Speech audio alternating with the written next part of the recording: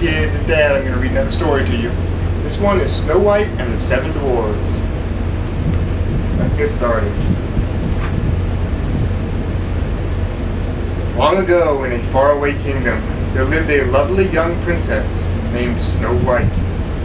Her stepmother, the queen, was cruel and vain.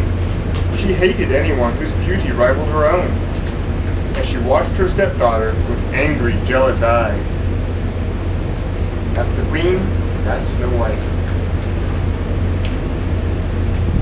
The queen had magic powers and owned a wondrous mirror that spoke. Every day she stood before it and asked, "Magic mirror on the wall, who is the fairest one of all?" And every day the mirror answered, "You are the fairest of all, O queen. The fairest our eyes have ever seen." As time passed, Snow White grew more and more beautiful, and the queen grew more and more envious. So she forced the princess to dress in rags and work in the kitchen from dawn until dusk.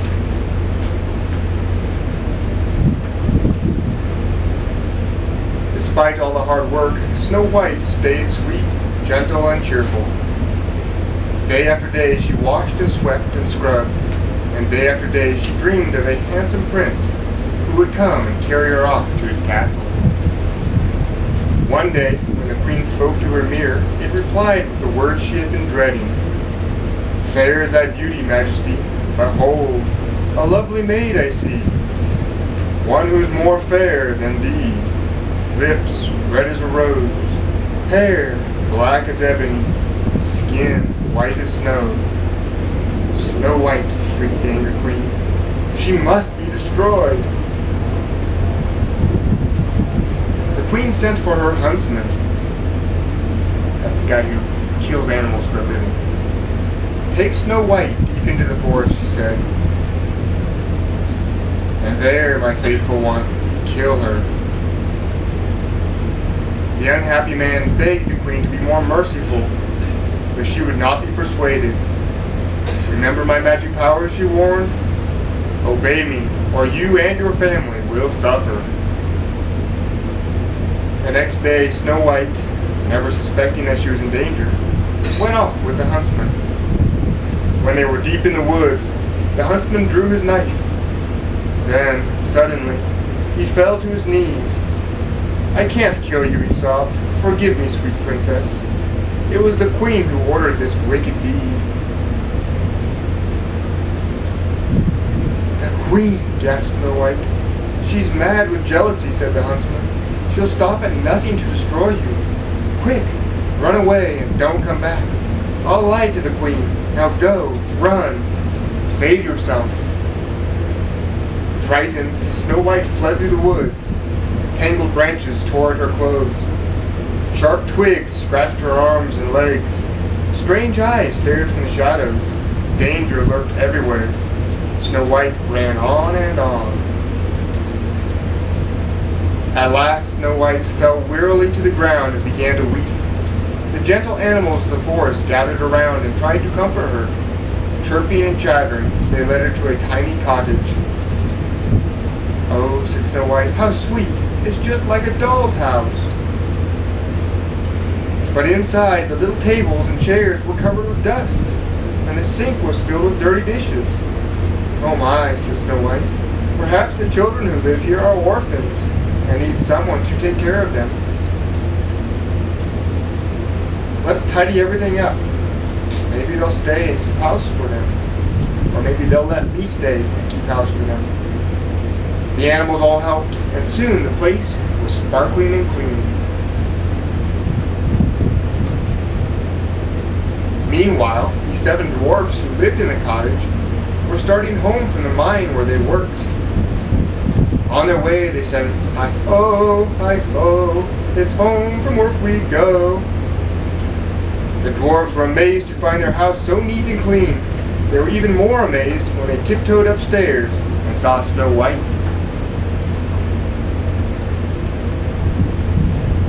"A gleeping a sleeping girl," said the dwarf called Doc. "She's purty," said the one named Sneezy. But beautiful," sighed Bashful. "Bah," said Grumpy. "She's going to be trouble, mark my words." Snow White woke up with a start. "Why, you're not children," she said, when she saw the dwarves. "You're little men." The dwarves gathered around her. "I read your names on the bed," said Snow White. "Let me guess who you are. You must be Duck, and you must be Bashful. Then there's Sneezy, and Sleepy, and Happy, and Dopey. And you must be Grumpy." Then Snow White told the dwarves of the queen's plan to kill her. They decided that she should stay with them. "We're asking for trouble," huffed Grumpy. "But we can't let her get caught by that wicked queen. Wicked queen," said Dog. The others all agreed. That night after supper, they all sang and danced and made merry music. Bashful played on the concertina. Happy tapped the drums. Sleepy tooted the horn. Grumpy played the organ. Dopey didn't know how to sing or play a tune, but he was very good at wiggling his ears. Snow White loved her new friends, and she felt safe at last. But the queen had learned from her mirror that Snow White was still alive. This time, she hissed, "I'll finish her myself."